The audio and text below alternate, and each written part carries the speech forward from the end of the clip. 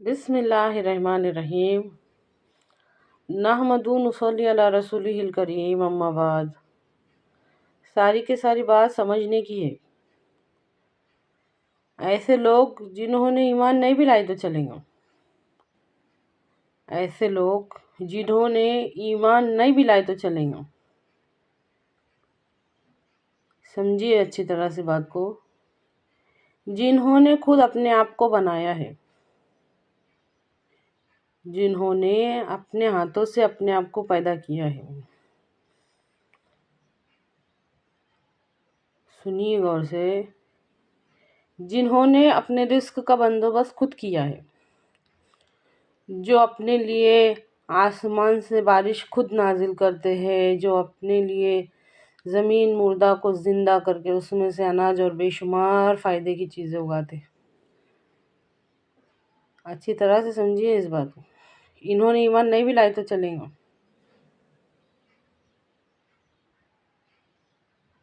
جو اللہ کی محتاجی لیتے نہیں، جو نہ آنکھوں کو ان کی آنکھوں کو دیکھنے کے واسطے اللہ کی روشنی کی ضرورت نہیں ہے، انہوں نے خود اپنے واسطے بندوبست کیا ہے، جو بالکل اللہ کی محتاجی نہیں لیتے، جو پانی وہ پیتے ہیں اس کو بادل سے وہ خود نازل کرتے ہیں۔ غور کیجئے اس بات میں، جس سورج کی روشنی میں وہ لوگ رہتے ہیں وہ سورج انہوں نے بنایا ہے، جس پیڑ کی چھاؤں کے نیچے سے کبھی گزر جاتے تو وہ پیڑ انہوں نے بنایا ہے۔ مطلب سوچ کے دیکھو، یہ ہر کام انہوں نے خود اپنے ہاتھوں سے کیا ہے، ان کو ایمان لانے کی ضرورت نہیں ہے۔ غور کر کے دیکھو، سوچ کے دیکھو، کر سکتا کہ کوئی ایسا؟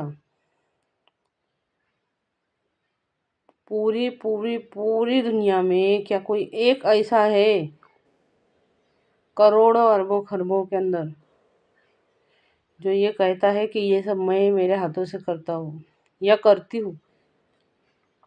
اللہ کی قسم نہیں کر سکتے۔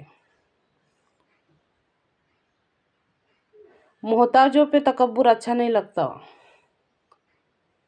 محتاجوں پہ تکبر نہیں اچھا لگتا۔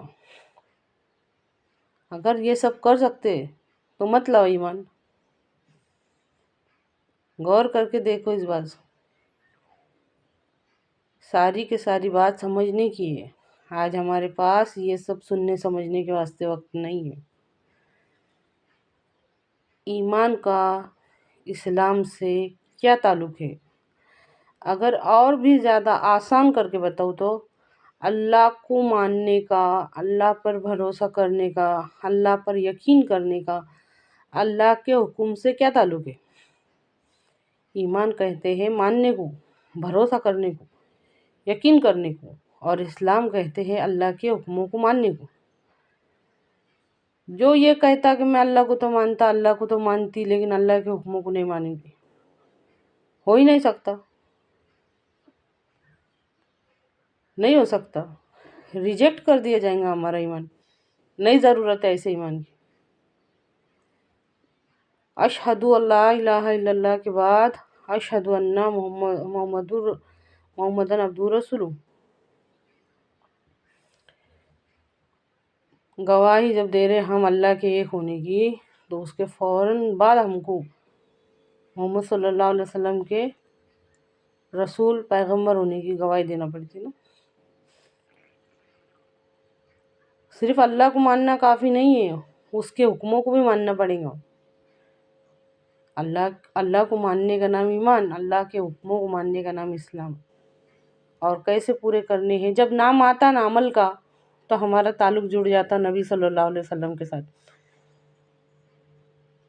اپنے آپ کو مصطفیٰ کے قدموں میں پہنچا دو، کیونکہ دین تو نام ہی محمد کا ہے صلی اللہ علیہ وسلم۔